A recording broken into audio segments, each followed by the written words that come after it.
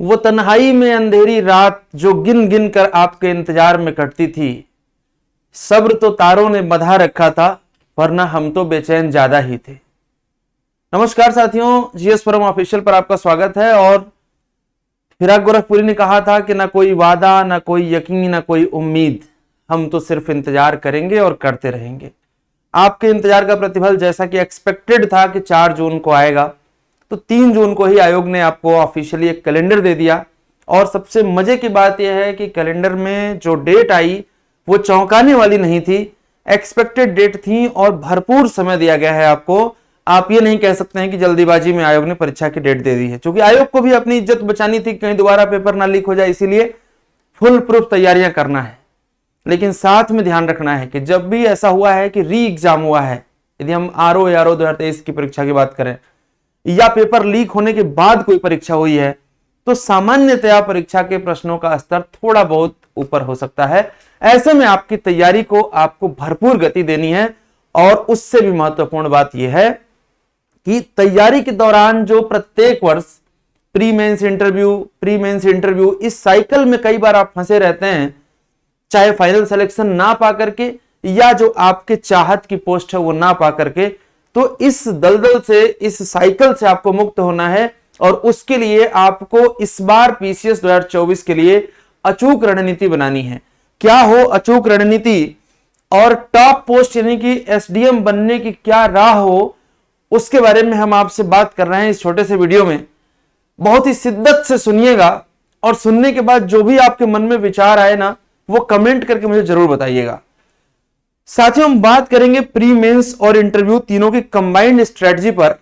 और एक दिन आप भी यहां जाइए और यहां से इस तरह की पोस्ट लेकर के अपने आप को उत्तर प्रदेश के लोगों की सेवा में लगा दीजिए। क्या हो रणनीति, उसको शुरू करने से पहले मैं आप लोगों को एक बार डेट रिकॉल करा दूं। जो महत्वपूर्ण डेट है आपके लिए वो मैं आपको बता देता हूं। आप में से जो लोग पीसीएस प्रीलिम्स को टारगेट कर रहे हैं, यदि उनकी हम बात करें तो देखिए यहां पर लिखा हुआ है सम्मिलित राज्य प्रवर अधीनस्थ सेवा प्रारंभिक परीक्षा 2024। और इसकी जो डेट है वो 27/10/2024 दिन रविवार, यानी कि 27 अक्टूबर को उत्तर प्रदेश पीसीएस प्रीलिम्स परीक्षा 2024 की होनी सुनिश्चित है। मुख्य परीक्षा की डेट तो दिखाई नहीं देती है, इसमें मुख्य परीक्षा की डेट यहां पर दिखाई नहीं देती है, ठीक है। इसलिए प्रारंभिक परीक्षा के लगभग 3 महीने बाद आप मान के चलें कि आपकी मुख्य परीक्षा अपेक्षित है। तो अक्टूबर से आप जोड़ लेंगे तो मुख्य परीक्षा के लिए आपको मान लो कि अक्टूबर से नवंबर, नवंबर से दिसंबर, दिसंबर से जनवरी, जनवरी फरवरी में आप एक्सपेक्टेड आप मुख्य परीक्षा की बात कर सकते हैं। लेकिन अभी से हम देखेंगे कि क्या रणनीति हो। और दूसरी जो सबसे महत्वपूर्ण डेट जिसकी आपको बहुत आवश्यकता थी वो है समीक्षा अधिकारी और सहायक समीक्षा अधिकारी परीक्षा प्रारंभिक 2023 जो शेड्यूल था, जो पेपर लीक हुआ था, ये 22 दिसंबर 2024 को होना है। यानी कि मोटे तौर पर 2 डेट आपको याद रखना है। एक डेट है 27 अक्टूबर की और दूसरी डेट है 22 दिसंबर की। साथियों, प्रीलिम्स परीक्षा दोनों की लगभग एक ही प्रवृत्ति की है, कुछ अंतरों के साथ। क्या अंतर है हम उस पर बात कर लेंगे। क्या रणनीति हो मुख्य परीक्षा की, क्या प्रारंभिक परीक्षा की, और इंटरव्यू को कैसे हैंडल करेंगे। पीसीएस प्रीलिम्स की बात हम करेंगे, पीसीएस मेंस की बात करेंगे और पीसीएस इंटरव्यू की बात करेंगे। देखिए, सबसे पहले हम ये बात करते हैं कि उत्तर प्रदेश पीसीएस यानी कि प्रोविंशियल सिविल सर्विस से यदि आपको पोस्ट चाहिए तो प्रीलिम्स, मेंस और इंटरव्यू 3 स्टेज होते हैं। मैं थोड़ा थोड़ा ब्रीफ करता हूं, जो लोग बिल्कुल फ्रेशर और लर्नर हैं उनके लिए, और जो लोग जानते हैं उनको तो भाई बधाई हो, तो बहुत अच्छा कर रहे हैं। प्रीलिम्स परीक्षा में 2 पेपर होंगे, देखते हैं। प्रीलिम्स परीक्षा में 2 पेपर होंगे। आप जानते हैं कौन से 2 पेपर होंगे भाई। प्रीलिम्स परीक्षा में एक आपका GS1 के नाम से होता है और दूसरा GS2 के नाम से होता है। जो GS2 के नाम से होता है इसे आप CSAT के नाम से भी जानते हैं। और यहां पर आप देखते हैं कि 200 मार्क्स का ये भी होता है और 200 मार्क्स का ये भी होता है। 100 क्वेश्चन यहां पर आते हैं और 150 क्वेश्चन यहां पर आते हैं। साथियों, यदि हम बात करें तो ये जो CSAT के नाम से पेपर होता है ये क्वालिफाइंग होता है 33%। ये क्वालिफाइंग पेपर होता है, मेरिट में नहीं जोड़ा जाता है इसको प्रीलिम्स का रिजल्ट बनाते समय। इसमें आप सिर्फ क्वालिफाई करें 33% फाइंड आउट करके, तो वो आराम से आप कर सकते हैं। थोड़ी सी सामान्य हिंदी, सामान्य इंग्लिश, थोड़ा सा मैथ, थोड़ी सी रीजनिंग, केवल आप प्रीवियस ईयर क्वेश्चन को सॉल्व कर लें, डेफिनेटली। और ऐसे भी कर लें कि आप केवल कोई सप्ताह में कोई एक दिन बना लीजिए, सैटरडे को, संडे को, मंडे को, कोई भी सप्ताह में एक दिन आप एक पेपर उठाइए प्रीवियस ईयर, विथ सोल्यूशन उसे सॉल्व करते रहिए, आपका सीसेट नहीं रुकेगा, इसकी मेरी पर्सनल गारंटी है, यदि आप थोड़ा बहुत ठीक ठाक पढ़ाई अपनी कर रहे हैं तो। सारा जो खेल है वो किसका है, जीएस पेपर 1 का है। और यहां पर फाइट बहुत ही अच्छी होती है। फाइट बहुत अच्छी इसलिए भी होती है कि एज लिमिट जो है वो 40 ईयर है, और यूपीपीसीएस में रिपीटेड क्वेश्चन बहुत ज्यादा आते हैं जो पीछे पहले पूछे जा चुके हैं। अच्छा, ऐसा नहीं है कि पैटर्न चेंज हुआ है या क्वेश्चन के नेचर चेंज हुए या नेगेटिव मार्किंग हुई, तो ओवरऑल सब कुछ बदला है। क्वेश्चन की रूट वही है, बस क्वेश्चन के रेंज को थोड़ा थोड़ा घुमाते रहते हैं। और वो जो लगातार प्रीलिम्स और मेंस क्वालिफाई कर रहे हैं, दे रहे हैं, सीरियस एस्पिरेंट्स हैं, वो आपको जगह नहीं देते हैं नए एस्पिरेंट्स को एंटर करने के लिए प्रीलिम्स के अंदर जो रिजल्ट आता है उसमें। ऐसे में आवश्यकता इस बात की है कि आप यहां पर पूरा फोकस एक्सर्ट करें अपना, और एनी हाउ 100+ क्वेश्चन को सिक्योर करें। 100+ क्वेश्चन आउट ऑफ 150 यदि आप सिक्योर करना चाहते हैं तो क्या फोकस एरिया हो आपका, वो मैं आपको बताता हूं कि कैसे आप स्कोर कर सकते हैं। लेकिन 100+ स्कोर करने के लिए जी जान एक कर दीजिए, लगा दीजिए, दिन रात एक कर दीजिए। ऐसा नहीं होगा कि 100+ से नीचे आप सोचेंगे, क्योंकि देखिए जो कट ऑफ रहती है सामान्यतया वो आप मान के चलो कि 86, 87 मतलब 90 ±2-3 मानिए। ऐसे में कुछ क्वेश्चन डिलीट भी होते हैं कमीशन के, पता नहीं कौन सा क्वेश्चन डिलीट हुआ, आपने उसे सही किया है, गलत किया है, इसलिए रिस्क नहीं ले सकते आप। 100+ क्वेश्चन आपको टारगेट करना है, ठीक है। और कभी भी कट ऑफ अपनी कैटेगरी को देख के नहीं सोचना है, कट ऑफ हमेशा आपको टॉप कैटेगरी को देख करके सोचना है कि टॉप कैटेगरी की कट ऑफ क्या चल रही है, ठीक है, जो टॉप कट ऑफ है। अब बात करते हैं कि 100+ आपका कैसे आएगा, लेकिन उससे पहले हम थोड़ा सा बात कर लेते हैं कि मेंस में क्या रहता है। तो मेंस में आप जानते हैं कि 2023 में उन्होंने पैटर्न को चेंज किया, और पैटर्न जब चेंज किया तो यहां पर एक पेपर तो आप जानते हैं कि आपका जनरल हिंदी का होता है जी, जनरल हिंदी का एक पेपर होता है, ये होता है 150 मार्क्स का। दूसरा पेपर जो आप साथियों जानते हैं वो ऐसे का होता है, निबंध का होता है, अगेन 150 का।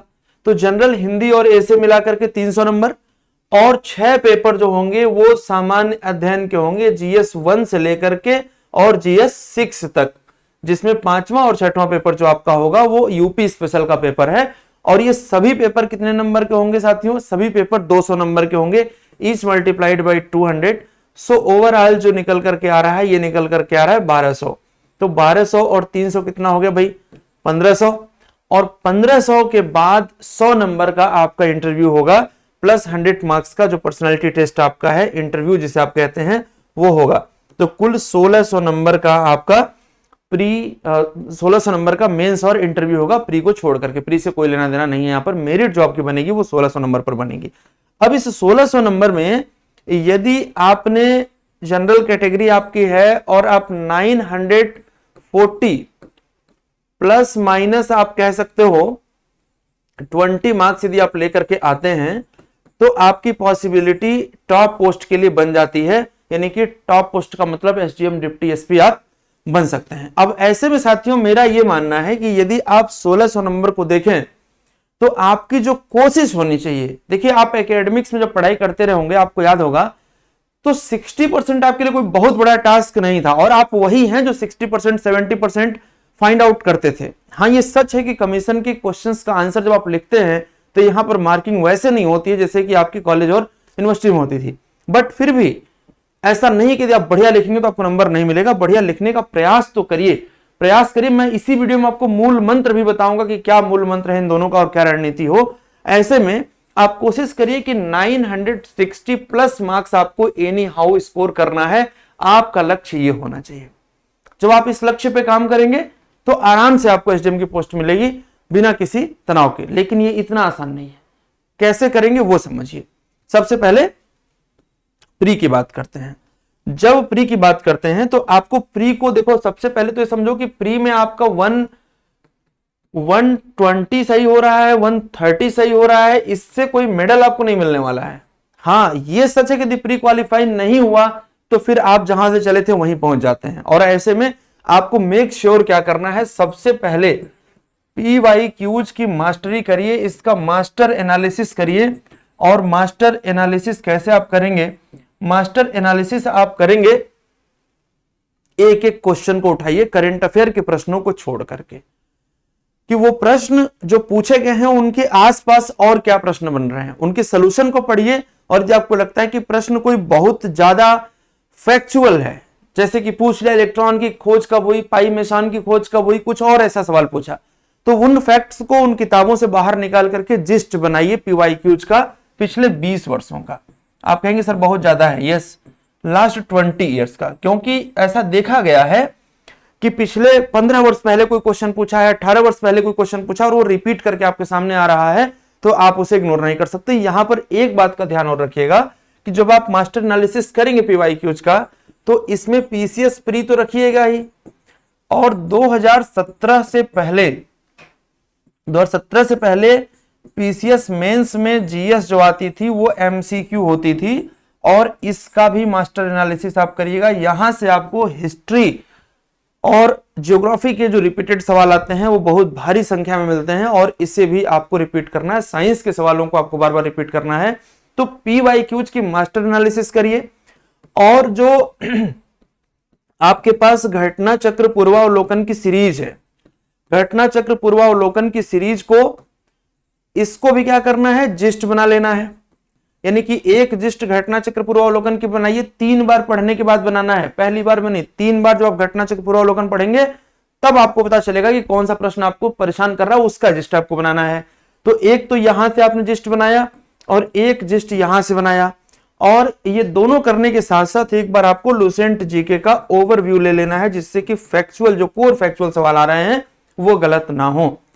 ये हो गई बात स्टैटिक सब्जेक्ट पर जो काम करेगी, ये आपको आराम से पहुंचा देगी, लगभग 70 से 75 क्वेश्चन पर ले आकर के खड़ा कर देगी आपको। और 70 से 75 क्वेश्चन यदि आपने फर्स्ट राउंड में गेन किया है, तो फिर अब एक ही फैक्टर बच गया है, और वो फैक्टर क्या है मैं आपको बताता हूं। वो फैक्टर है current affair. Current affair, current affair के पढ़ने के बाद मैं क्या कह रहा हूं कि ये 70-75 क्वेश्चन आपने फर्स्ट राउंड में हिट किए हैं, जिस पर आपको पूरा कॉन्फिडेंस था।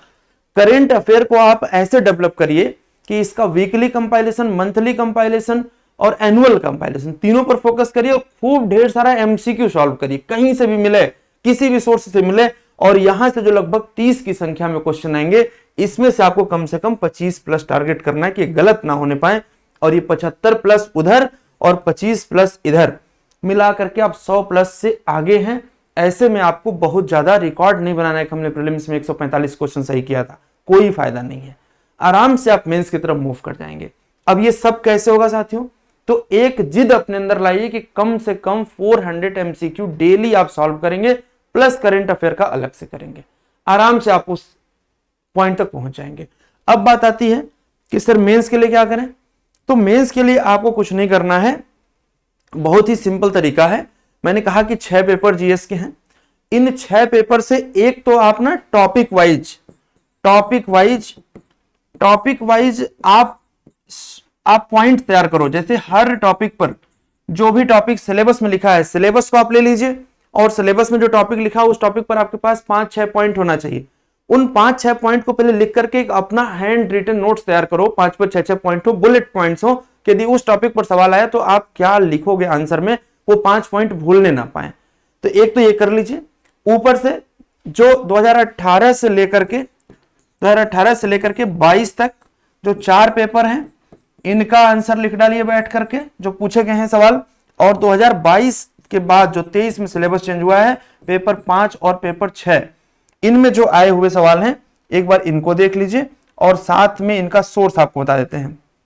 जो पेपर 5 और 6 है, इसके लिए जो टॉपिक वाइज आप नोट्स बनाएंगे, वो नोट्स आप बनाएंगे कहां पर, वो नोट्स आप बनाएंगे जो ऑफिशियल साइट्स है यूपी गवर्नमेंट की, यहां से ऑफिशियल साइट्स है यूपी गवर्नमेंट की, जो ऑफिशियल साइट्स है वहां से आप शॉर्ट नोट्स बनाएंगे, और वहां से के शॉर्ट नोट्स जो होंगे वही आप अपने आंसर में यूज करेंगे। ठीक है, तो ये बातें हो गई मेंस की और प्रीलिम्स की, दोनों की स्ट्रेटजी हमने बता दी, और ये स्ट्रेटजी वर्क करती है, बिलीव करिए इस बात पर। अनावश्यक दुनिया भर का ज्ञान मत बटोरिए कि यूट्यूब में क्या चल रहा है, तो इंस्टाग्राम में क्या चल रहा है, उस टॉपर ने ये बोल दिया, इस टॉपर ने बोल दिया, इस टीचर ने, उस टीचर ने, कुछ नहीं। ये बहुत कॉमन स्ट्रेटजी है और यही वर्क करती है। इसमें सबसे बड़ी चीज है कि डेली आपको कम से कम 6 क्वेश्चन का आंसर तो लिखना ही लिखना है। हर एक पेपर से एक क्वेश्चन उठाइए, प्रीलिम्स की तैयारी करने के साथ साथ 6 क्वेश्चन का आंसर लिखिए आप, ठीक है, एक टाइम फ्रेम के दौरान। अब रहा सवाल इंटरव्यू का, तो साथियों कई बार आपको लोग मिलते होंगे कि मेरा मेंस हो गया था, इंटरव्यू में मेरा गड़बड़ा गया। तो पहली बात तो आप अपने दिमाग में रखो कि इंटरव्यू में किसी का कुछ गड़बड़ाता नहीं है। इंटरव्यू में गड़बड़ाने से बहुत यदि फर्क पड़ता है तो यही पड़ता है कि कई बार आपको पोस्ट अच्छी नहीं मिलती। यदि आपने मेंस में अच्छा परफॉर्म किया है ना तो इंटरव्यू ऑटोमेटिक अच्छा होगा। वजह क्या है कि जो इंटरव्यू का मेन सोर्स है वो न्यूज़पेपर है। न्यूज़पेपर है, जो भी न्यूज़पेपर आप पढ़ते हैं उस न्यूज़पेपर पढ़ते रहिए, साथ में आपको उत्तर प्रदेश स्पेशल का कोई ना कोई एक न्यूज़पेपर लेकर के एक नजर देखते रहना है कि यूपी में क्या चल रहा है। तो नेशन वाइड क्या चल रहा है, इंटरनेशनली क्या चल रहा है और यूपी में क्या चल रहा है, क्योंकि जो इंटरव्यू है वो जस्ट एक व्यवहारिक बात है कि आपके दिमाग में, आपके सोच में क्या चीजें चल रही मुद्दों को लेकर के, यही इंटरव्यू है। और 100 नंबर का इंटरव्यू है, कोई यूपीएससी सीएससी जैसा नहीं है कि 275 नंबर पर बात होगी, 100 नंबर पर बात होनी है। यदि मेंस में आपने अच्छा परफॉर्म किया है तो इंटरव्यू में थोड़ा ऊपर नीचे भी होगा, तो आपको पोस्ट में ऊपर नीचे हो सकता है, लेकिन ऐसा नहीं होगा कि आपका सिलेक्शन ही ना हो। इसीलिए इंटरव्यू को लेकर बहुत पैनिक नहीं होना है, सारा का सारा फोकस जो लगाना है वो प्री और मेंस पर पहले लगाना है, ठीक है। तो मैं उम्मीद करता हूं कि आपको तीनों स्टेज की स्ट्रेटजी क्लियर हो गई होगी कि क्या करना है। पूरी दुनिया जानती है कि सुबह उठ करके मॉर्निंग वॉक करने से हेल्थ अच्छा रहता है, लेकिन उसके बावजूद भी 5 मिनट का मॉर्निंग वॉक हो नहीं पाता है। लुसेंट जी के घटना चक्र, पूर्वावलोकन, करेंट अफेयर यही है, लेकिन ये हो इसलिए नहीं पाता है कि आप बहुत बड़ी बड़ी किताबों में उलझे हुए हैं, आपको बहुत ढेर सारा ज्ञान चाहिए, उसी मुद्दे पर लग रहा है कि हमें मास्टरी कर लेनी। जैसे बौद्ध दर्शन पढ़ना शुरू किया तो ऐसा लग रहा है कि हम फिलॉसफी के प्रोफेसर बनने जा रहे हैं, बौद्धिज्म पर हमें कोई लेख लिखना है, ऐसा नहीं है। एक क्वेश्चन आना है प्रीलिम्स में और एक मेंस में, और वो बेसिक ही पूछ लेते हैं। इसीलिए फोकस कहां पर आपको करना है, बेसिक पर करना है, घबराना नहीं है। अब ये चैनल आपको कैसे मदद करेगा, एक तो आप जानते हैं कि मैंने कहा कि सारा खेल किसका है, एमसीक्यू का। तो एमसीक्यू के लिए हम आपके लिए सीरीज शुरू करने जा रहे हैं, 51 दिन 51 पेपर वाली।